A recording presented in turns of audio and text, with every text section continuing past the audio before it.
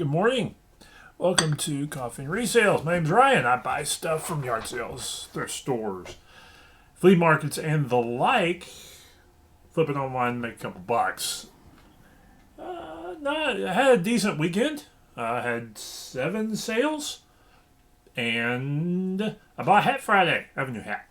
I'm deciding whether or not I'm going to keep this one, or see if I can't flip it. It's a little tight, but if I get a haircut, it may not be too bad. So, but I like it, so that's why I have it on. So, anyway, let's jump into it.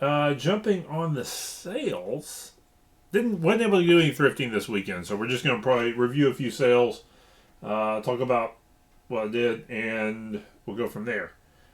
So,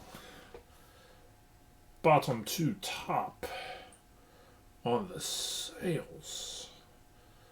Open the app. There we go. Okay. All right. Hot Wheels.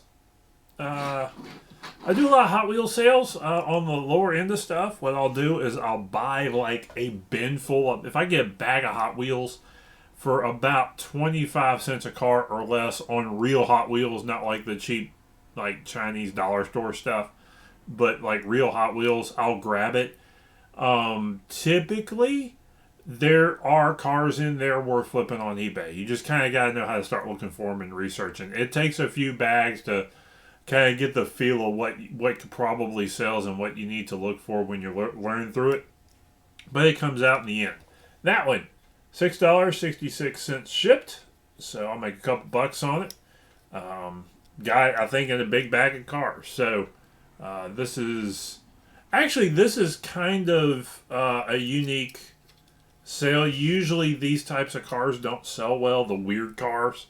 The cars that do sell well are more realistic looking, but this is sort of a rare version of this car, I think. So that's why it sold. So now I think I started it out at like 10 or 12 bucks and slowly drew it down and took an offer for $6.66. So a couple bucks there. Next up, scroll, quit thinking, scroll. I didn't want a problem, I wanted to scroll. Okay, next up, what was that? Okay, old books. I like old books. I buy anything pretty much pre-1950 that's $1 or less without thinking of it. Unless it is completely trashed. This book is 2nd April by, what does it say? Edna St. Vincent Millay. This is a 1921 first edition. Sold for $11.11. Old books, I'm almost convinced that any old book that's in reasonably okay shape, I mean okay shape, it will have binding, it will have cover wear, but it will have good binding. That's typically kind of where my line is that as long as the binding is decent, and there's few to no loose pages, and this, I mean, look at that, and this still went for $11. So, sometimes condition doesn't matter, it just affects value. It could still be saleable, but $11.11 for this book. I may have spent a dime on this. Actually, this may have come out of that place that I got a whole bunch of books from early last year, late 22, where I was scoring tons of books out of somebody who was buying bins and flipping stuff on Amazon. But didn't have a barcode, they didn't bother much. So, good find there. On an old book. Next up, Tolkien. Fellowship of the Ring. Paperback. This is a 1970s paperback. This is like the ones I grew up reading. These are the versions in our library. And this was $12, I think. I got this. I went to a library sale. $13. I went to a library sale. There's an annual library sale where I have, there's 100,000 books. And I run through the sci-fis, and I grab every single old Lord of the Rings, Hobbit that I can find, and I grab a lot of the other ones too. Though usually they're 50 cents to $1, and I grab every single one of them that I can get my hands on. I have sold sets of these. I have sold these individually, 10 to $15 for individual books, and 20 to 30 if you can box them up and sell them as sets sometimes. So, and this one's got a little bit of wear, but the binding's good. So there's value in these old books. So happy to see that one go. Next up, it's probably one of the more aggravating sales, but I'm glad to see these gone because they were taking up room. Is I've got a book of like 20. This one for $16, but these been sitting around a while. So I don't know that I'm gonna make a ton of money on them, but this is a big batch of VC Andrews books. Now, what I learned about doing VC Andrews books is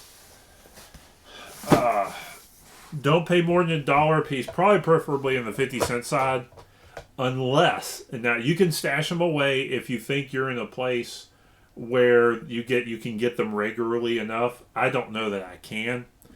But when you get VC Andrews books, try to get full. There were several series, and the series are 3 to 5 books long. You need at least 3 books in a series for it to sell.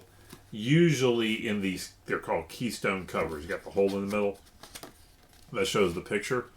I have a box full and it's not a complete set, and I haven't come across enough to fill a set out.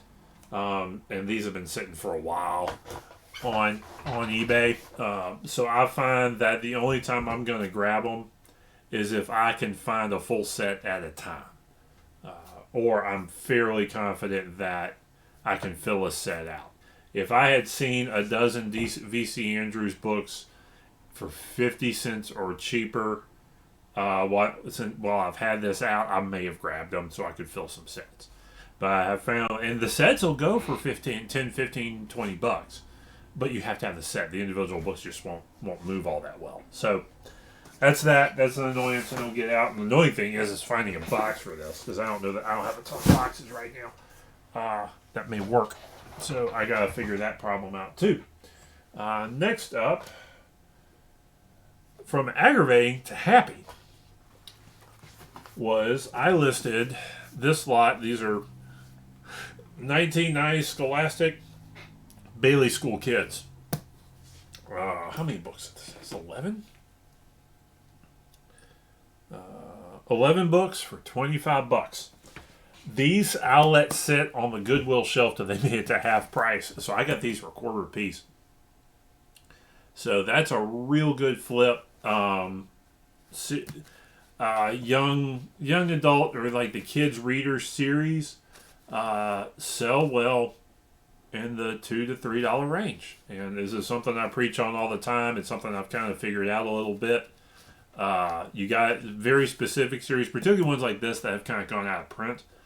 Goosebumps do okay. If you can get a batch of Boxcar Children, what else is there? There's the Guardians of Ga'Hoole. Several those along those lines. You gotta have a batch of them to do it though, and you gotta get them at the right price, 25, 50 cents a piece or cheaper. It's to do the $2 to $3 price, you gotta find that price point that works for profit, and that one's profit. So $1/4 a piece, I like doing that all day long. So that, and finally, this last sale is $21. This is Transformers. This is I'm not going to go through the whole thing. Actually, you have to find my earlier video where I got it. $22 for an incomplete. This is a Optimus Prime Autobot Nightwatch leader class. Missing a couple parts, I think. Really overall decent shape. So you can find a box for that too. So that was a fun find.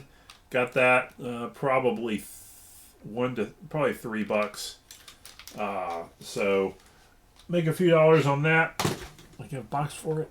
Other than so that was a fun deal. Love flipping toys. Always fun. Usually worthwhile if you can get something.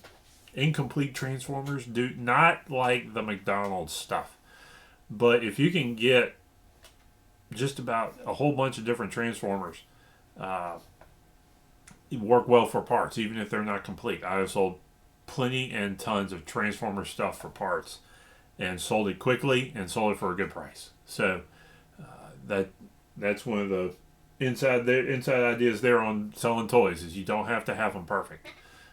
Collectors, there's collectors and customizers out there, and guys need stuff to either fill a hole in their collection, repair something, customize.